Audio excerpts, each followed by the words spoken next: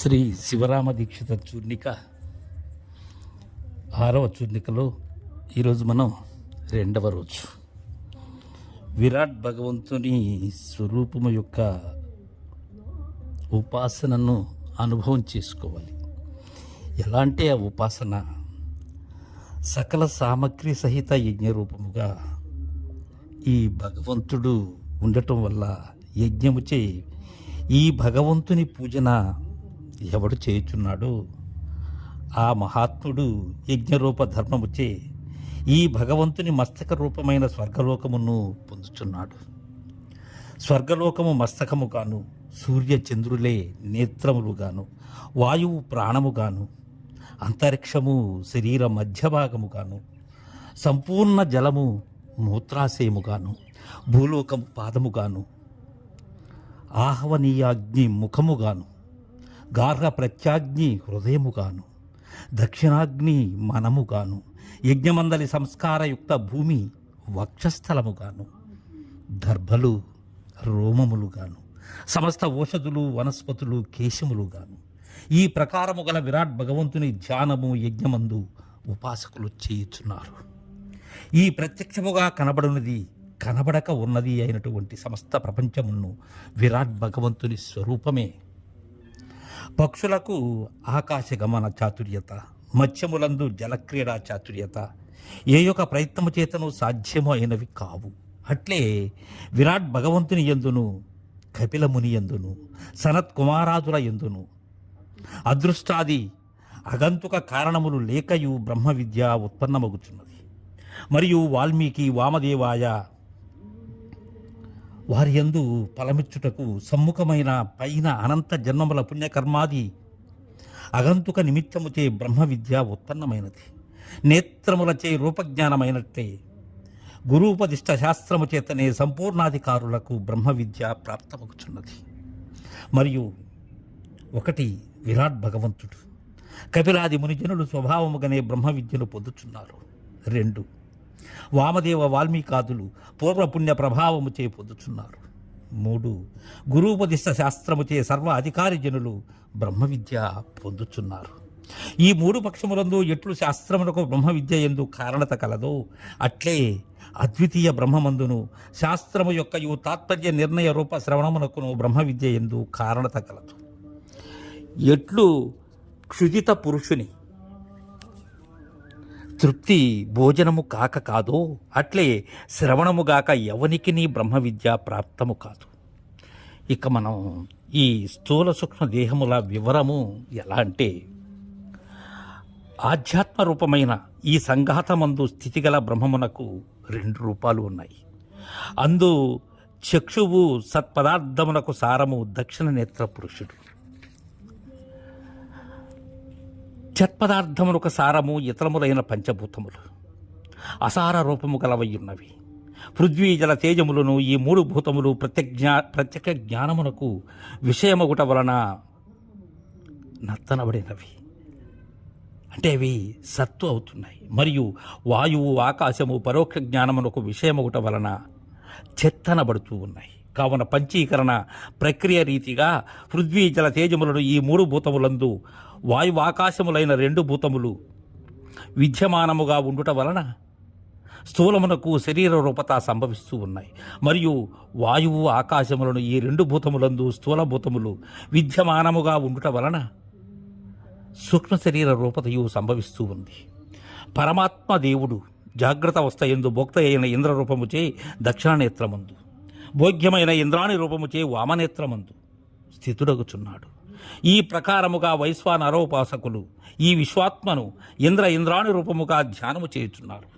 జాగ్రత్తావస్థ యందు నానా ప్రకార భోగములను ఉపయోగించిన వాడై ఇంద్రరూప భర్తతో విరాజమానమై ఉంటూ ఉన్నాడు. ఆ ఇంద్రాణిని విద్వాంసులు విరాట్ నామముచే కథనము చేయుచున్నారు. ఎట్లు ఇంద్రుడు వాగాది దశేంద్రియములకు అధిష్టాతగా ఉన్నాడో అట్లు ఇంద్రాణి కూడా అధిష్టాతగానే ఉన్నది. కావున దశాక్షరములు గల ఛందస్సును విరాట్ అగుచున్నాడు. ఇంద్రాణియు వాగాది దశేంద్రియములతోటి తాదాత్య సంబంధముచే దశవిధమై విరాట్ నామమును పొందుచున్నది. అన్నం విరాట్ ఎను శృతిభోగ్యమైన అన్నమును విరాడగుచున్నది. ఇంద్రాని కూడా ఇంద్రుడికి భోగ్యముట వలన విరాట్ అనబడినది. ఆ ఇంద్రుడు సమిష్టి రూపముచే ఏకమవుతూ ఉన్నాడు. ఇట్లు సమిష్టి స్థూల శరీర జాగ్రత్తావస్థతో కూడినందున విరాట్ అనియు వైరాజసుండనియును వైశ్వానరుండనియును వ్యవహారము కలుగుచూ ఉన్నది. ఈ స్వయం జ్యోతియగు పురుషుడే విరాట్ రూపమున సర్వజీవుల యందు స్థితుడై నానా ప్రకార సృష్టిని కలుగజేసి విచారించుచున్నాడు. శరీరాధ్యుపాదులకు జన్మ మరణములు కలిగినను ఆ పరమాత్మ దేవుడు జన్మ మరణ రహితుడై ఉన్నాడు. సమిష్టి స్థూల విరాట్ రూపముచే సమస్త సృష్టి దేవతల కన్నను మొదటనే నుంటిని నేను బ్రహ్మానంద స్వరూప మోక్షమునకు దుఃఖరూప సంసార చక్రమునకును మధ్య ఉండబడేటువంటి నాభివలే ఉన్నాను. ఈ పరమాత్మ దేవుడు అగ్నిహోత్రాది మధ్యమందు నాభివలే ఉన్నాను. ఈ పరమాత్మ దేవుడు అగ్నిహోత్రాది ఇష్టి కర్మరూపమై ఉన్నాను. ఈతడే వాపి కూప తాటకాది పూర్తి కర్మరూపమే అయి ఉన్నాడు. మరియు సంపూర్ణ జగత్తు పరమాత్మ దేవుని యందే స్థితమై ఉన్నది. ఈతని చేతనే నిమిష ముహూర్త రాత్రి దిన సంవత్సరాది రూపకాలము పుట్టుచున్నది. పూర్వాది సకల దిశలను త్రైలోక్యమును విరాట్ భగవంతుడును నారాయణ రూపుడే అగును. జరాయుజాది చతుర్విధ శరీరములను నారాయణ రూపములై ఉంటూ ఉన్నాయి. ఇక నారాయణ నామమునకు అర్థం ఏంటంటే, శృతి యందు ఏం చెప్పింది అంటే ఇది ఏకాదశ ప్రకారార్థములందు చెప్పబడి ఉన్నది. కానీ ముఖ్యముగా 1-2 ఉపమానములచే చెప్పబడుచున్నది. ఎలా అంటే, 1 పరమాత్మచే ఉత్పన్నము కాబడిన జలమునకు నారమని పేరు. ఆ నారరూప జలము విరాట్టుకు ఆధారమయ్యున్నది కనుక శృతి భగవతి ఆ విరాట్ భగవంతుని నారాయణ నామము కలిగినది. ఇక 2 ఎలా అంటే, స్థూల ప్రపంచ శరీరము గలవాడు విరాట్, సూక్ష్మ ప్రపంచ శరీరము గలవాడు హిరణ్యగర్భుడు. ఈ ఇద్దరికి నరమని పేరు. ఆ ఇద్దరి నరముల స్థితికి కారణము పరమాత్మ. ఈ కారణము వలన శృతి భగవతి ఆ పరమాత్మ దేవుని నారాయణ రూపముచే కథనము చేస్తూ ఉన్నది. ఈ విరాట్ రూప పరమాత్మ దేవుడు ప్రళయకాలమందు సమస్త లోకములను తన ఉదరమందు గ్రహించి క్షీర సముద్రమునందు శేషనాగు రూపశయ్యపై బాలకుని వలె శయనము చేయుచున్నాడు. ఈ కారణము వలన శృతి భగవతి ఆ పరమాత్మ దేవుని నారాయణ నామముచే కథనము చేస్తూ ఉన్నది. ఇటు విరాట్టును ఆదిదైవమనుచున్నారు. వెష్టి స్థూలాభిమాన దేవత అయిన విశ్వుని ఆధ్యాత్మమనుచున్నారు. ఈ భూమండలము అంతయు సర్వకర్తృత్వమును చేయనిచ్చి సూర్యస్థానమందుండి సర్వ జీవకోట్లను జన్మింపచేస్తూ ఉన్నాడు. జాగ్రత్త అవస్థ సూర్యస్థానము, కర్తృత్వ భోగము, క్రియాశక్తి, రజస్ అహంకారము, బ్రహ్మ అభిమాని, అకార మాతృక, భూతాత్మ జీవుడు. ఇది మొట్టమొదటి నారాయణ నామమునకు ఉన్న విశిష్టత. తర్వాత హిరణ్య గర్భుని వివరం యజుర్వేద మధుకాండలో ఉంటుంది. దీని గురించి అపంచీకృతమైన ఆకాశాది పంచభూతములు, నేత్రాది పంచ జ్ఞానేంద్రియములు, ప్రాణాది పంచ ప్రాణములు మరియును ఈ మనస్సు, ఈ షోడశ కళల యొక్క సమూహమును వేదవేత్తలు సూక్ష్మ శరీరమనుచూ ఉన్నారు. ఈ సమిష్టి సూక్ష్మ శరీరమందు అహం అను అభిమానముచే యుక్తుడైన మాయా విశిష్ట పరమాత్మునికే హిరణ్య గర్భ సంజ్ఞ ప్రాప్తమగుచూ ఉన్నది.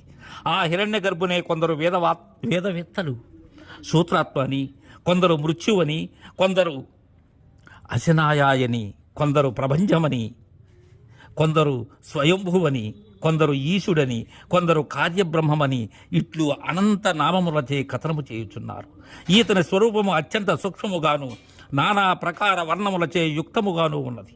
శరీరము, ఇంద్రియములు, ప్రాణము, విషయములు, అంతఃకరణము ఇన్ని పదార్థముల సముదాయ రూపము తస్వరూపమయ్యున్నది. బీజమంకురముల ద్వారా వృక్షమునకు కారణము, అంకురము సాక్షాత్ కారణము. అట్లే మాయా విశిష్ట పరమాత్మ హిరణ్య గర్భుని ద్వారా ప్రపంచమునకు కారణము, సాక్షాత్ కారణము. హిరణ్య గర్భుడు ఈ సంపూర్ణ జగత్తు హిరణ్య గర్భుని స్వప్నమై ఉన్నది. హిరణ్య గర్భుని స్వప్నమానవుడు హిరణ్య గర్భుని యందు జీవత్వము సిద్ధిస్తూ ఉండటం అనేది సహజ లక్షణంగా ఉన్నది. ఉపాధి దృష్టితే హిరణ్య గర్భుడు ఎప్పుడు కూడా తన వ్యాపక చైతన్య స్వరూపానుభవం చేయడో అప్పుడు అతడు జీవ సంజ్ఞను పొందుతూ ఉన్నాడు. మరియు ఎప్పుడు చైతన్య దృష్టితే తన వ్యాపక స్వరూపానుభవం చేయుచున్నాడు అప్పుడు అతడు ఈశ్వర సంజ్ఞయే పొందుతూ ఉన్నాడు. ఏ విధంగా అంటే మహాభారతమందు యుధిష్ఠిరాది పంచ పాండవులందు దేవతాంశమును మనుష్యాంశమును చెప్పబడి ఉన్నదో అట్లే హిరణ్య గర్భుని యందు ఈశ్వర వ్యవహారమును చెప్పబడి ఉన్నది. ఈతడు జడచేతల సంపూర్ణ జగత్ స్వరూపమై ఉన్నాడు. ఈ హిరణ్య గర్భుడే ఇంద్రాది సకల దేవతా స్వరూపమై ఉన్నాడు. ఈ హిరణ్య గర్భుడే దశ దిశా స్వరూపమై ఉన్నాడు. ఎలా అంటే మాయావి అయిన రాక్షసుని బాలకుడు స్వమాయా ప్రభావముచే అనేక పదార్థముల వ్యుత్పత్తి స్థితి లయములను చేయుచున్నాడు. అట్లే హిరణ్యగర్భ భగవంతుడును స్వమాయా బలముచే సంపూర్ణ జగతుత్పత్తి స్థితి సంహారములను చేయుచున్నాడు. ఈలాగున హిరణ్యగర్భుడే జగత్తునకు కారణమవుతూ ఉన్నాడు. ఈ జగత్తునందు హిరణ్యగర్భుని కన్నా అధికుడు అథవా హిరణ్యగర్భునితో సమానుడగు దేహదారి జీవుడు ఎవడూ లేడు. హిరణ్యగర్భుడే అధికుడు కనుక ఈతడు అతిశయత దోషముచే రహితుడుగా ఉన్నాడు. ఏ విధంగా అంటే రాజు యొక్క ప్రియ సేవకులు స్వేచ్ఛాచారముగా శుభాశుభ కర్మలను చేయుచున్నారు. ఆ ప్రియ సేవకుల ఇచ్ఛానుసారమే రాజు వారిని ప్రేరణ చేయుచున్నాడు. అట్లే పూర్వ పుణ్యపాప రూప కర్మానుసారముగా వర్తమాన కాలమందు పుణ్యపాప కర్మములందు వర్తించు వారైన జీవులను ఈ హిరణ్యగర్భ భగవంతుడు ప్రేరణ చేస్తూ ఉన్నాడు. అందువలన ఇతడు అంతర్యామిగా ఉన్నాడు. హిరణ్యగర్భ భగవంతుడు ఎవనిని నరకమునకు పంపకోరుచున్నాడో వారిచే పాపకర్మము చేయిస్తూ ఉన్నాడు. ఎవరిని స్వర్గలోకమునకు పంపకోరుచున్నాడో వారిచే పుణ్యకర్మ చేయించుతున్నాడు. మనుష్య లోకమునకు ఎవరిని పంపకోరుచున్నాడో వారిచే ఉభయ కర్మలను కూడా చేయిస్తూ ఉన్నాడు. కావున ఎవరెవరి పుణ్య పాపానుసారముగా జీవులకు సుఖ దుఃఖోపభోగములను చేయిస్తూ ఉన్నాడు. కనుక హిరణ్యగర్భ భగవంతుని యందు విషమ దృష్టి, క్రూరత అనేటివి సంభవింపవు. సృష్టి యొక్క ఆది కాలమందు హిరణ్యగర్భ భగవంతుడు జలప్రధానమైన స్థూల పంచమహాభూతములు పుట్టించుతూ ఉన్నాడు. కర్మి ఉపాసక పురుషులచే చేయబడిన కర్మోపాసన యొక్క సూక్ష్మ పరిణామ రూపముగా జలము ఉన్నది. ఆ జలమందు స్వశక్తి రూప వీర్యమును హిరణ్యగర్భుడు ఎప్పుడు వేస్తూ ఉన్నాడు. అప్పుడు ఆ శక్తి రూప వీర్యము జలముపై స్థితి కలదగుచూ ఉన్నది. ఎట్లు అంకురోత్పత్తి కాలమందు బీజము విరియుచున్నదో అట్లా వీర్యము కూడా విరబూస్తూ ఉన్నది. తరువాత ఆ వీర్యం దది సమాకృతి నొందుచూ ఉన్నది. తదనంతరం అది అత్యంత సుదృఢమై కర్కశ భావమును పొంది పృథ్వీ రూపమగుచున్నది. మరలా పృథ్వీ యొక్క సారరూపముకు బ్రహ్మాండ గోళమగుచూ ఉన్నది. దానివలన పృథ్వీ సారరహితమై రూక్షముగా ప్రతీతమగుచూ ఉన్నది. ఇటువంటి బ్రహ్మాండ రూపగోళకము 1 సంవత్సరం వరకు జలమందు స్థితి కలిగి ఉన్నది. తరువాయి హిరణ్యగర్భుని గురించి రేపు తెలుసుకుందాం. జై గురుదేవ.